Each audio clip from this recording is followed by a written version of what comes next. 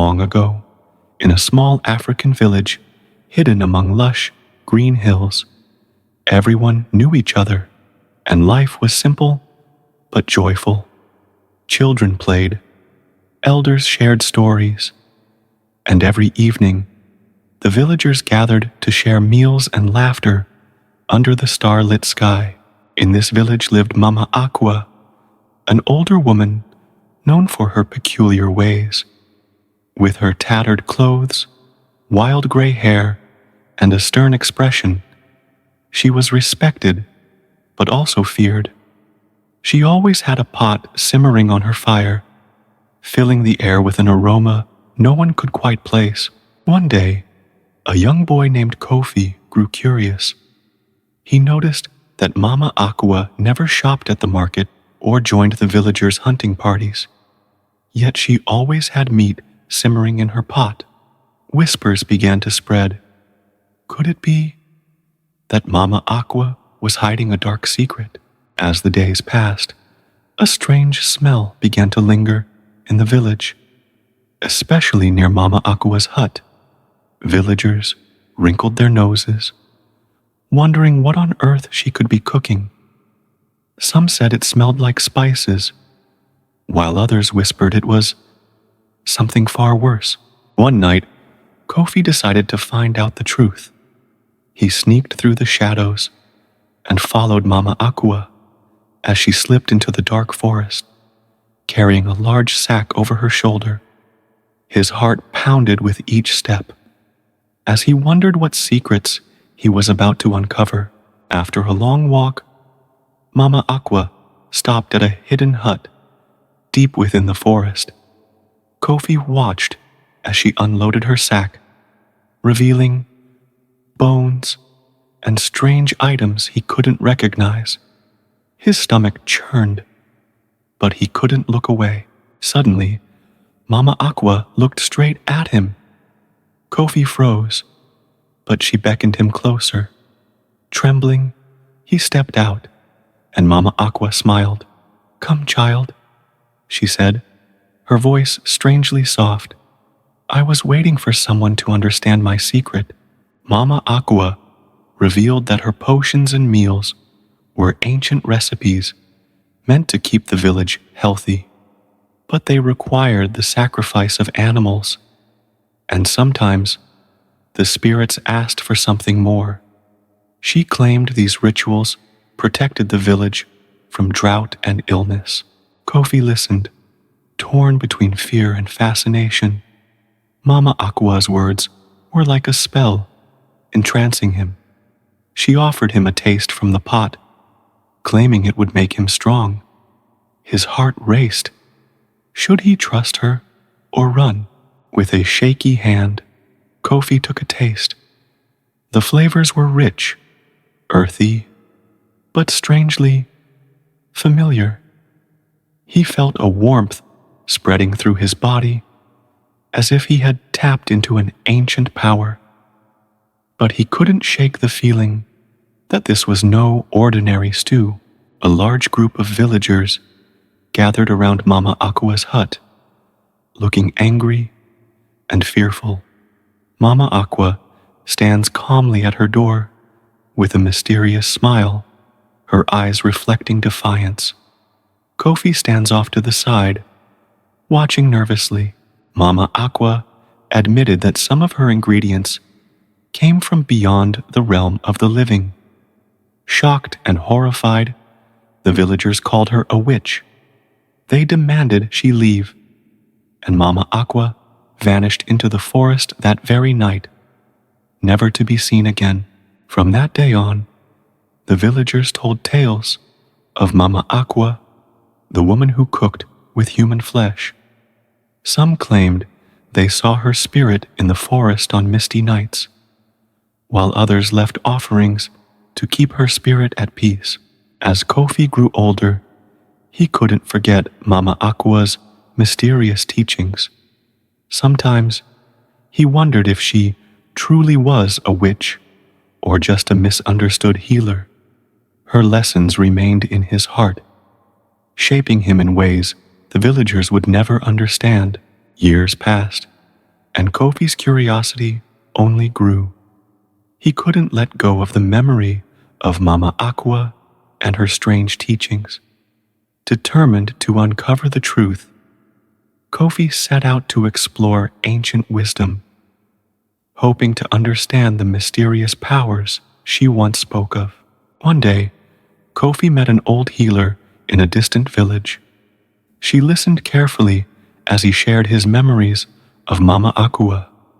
The healer nodded knowingly, saying what she practiced was not evil, but forbidden. She was one of the last keepers of ancient secrets. The healer handed Kofi a worn scroll filled with faded symbols and recipes written in a language he barely recognized. These are ancient rituals, meant to balance life and death, she said, but the knowledge was lost or hidden. Kofi studied the scrolls and soon realized that Mama Aqua's recipes were meant to honor both the spirits of the living and the dead. She had been balancing the unseen forces around the village, using rituals the villagers didn't understand. Kofi returned to his village, now wiser and with a new understanding of Mama Aqua's practices. He shared what he had learned with those willing to listen, but many were still fearful. Some even believed he had become a witch himself. As time passed, Kofi took on the role of healer and protector. He used what he'd learned to keep the village safe, but he never spoke of the deeper secrets. Mama Aqua's legacy lived on through him, and the village flourished, its people unaware of the ancient forces he now balanced. To this day, the villagers tell stories of Mama Aqua, the witch who cooked with forbidden ingredients, but a few, like Kofi, remember her differently, as a wise woman who once guarded the village in ways no one else could understand. Sometimes, on misty nights, Kofi thought he saw her silhouette in the trees. He would pause and nod in respect, knowing that her spirit was still watching over them. The legacy of Mama Aqua was alive, not as a villain, but as a guardian. One evening, while exploring a cave near the village, Kofi stumbled upon ancient artifacts buried under the earth. Among them were bones, jars filled with strange herbs, and a worn leather-bound book with Mama Aqua's name inscribed. These were her tools, her legacy, and her secrets. The book contained handwritten spells, rituals, and recipes, many of which spoke of harnessing the energy of life and death. Mama Aqua's own words warned, "These powers must be respected, or they will consume you." Kofi could feel her spirit in every line, as if she were guiding him. That night, Kofi dreamt of Mama Aqua. In his vision, she stood before him, her face kind, yet solemn. "You seek knowledge, Kofi," she whispered, "but you must balance it with wisdom. The village's safety depends on it." He awoke with her words echoing in his mind. Guided by Mama Aqua's teachings, Kofi decided to try a small ritual to protect the village from drought. He gathered herbs, lit candles, and recited the ancient words. As he completed the ritual, a gentle rain began to fall, and the villagers praised him as a miracle worker. But not everyone trusted Kofi's newfound powers. Some villagers whispered that he had inherited Mama Aqua's dark magic and warned others to stay away. Rumors spread, and a few villagers even feared he would bring misfortune upon them. One stormy night, lightning struck the village and set fire to the huts. Frightened and desperate, the villagers looked to Kofi. He recited a protection chant from Mama Aqua's book, and miraculously, The rain poured down, extinguishing the flames. The villagers began to believe. As the years went by, Kofi continued to share his knowledge of herbs, healing, and the wisdom of balance that Mama Aqua had taught him. The villagers began to see that her teachings were meant to protect, not harm. In a way, Mama Aqua had returned, living on through Kofi. One year, the village began holding a festival in honor of the ancestors, including Mama Aqua. They decorated the village with flowers and candles, and Kofi led a ritual to thank the spirits for their protection.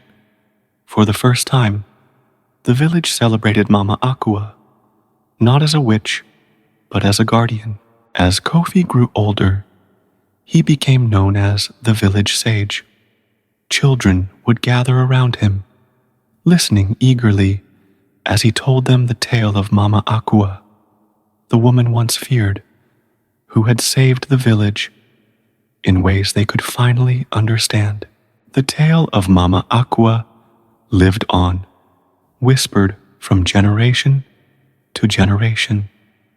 And whenever a strange, sweet scent wafted through the village, they would smile, knowing that Mama Aqua was still there, watching over them, just as she had always intended. One evening, Kofi sat by the river, reflecting on Mama Aqua's teachings. Suddenly, the water rippled, and he saw glimpses of her life, how she had healed the sick and protected the village in secret.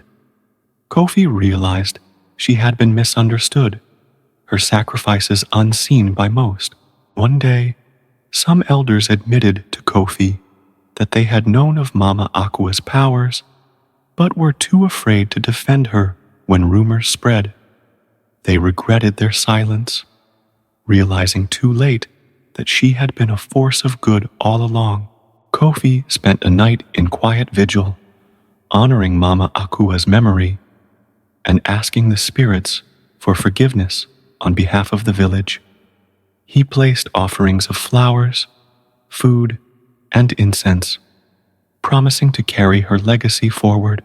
To honor Mama Aqua, the villagers built a small shrine at the edge of the forest, where they left offerings and prayed for her protection.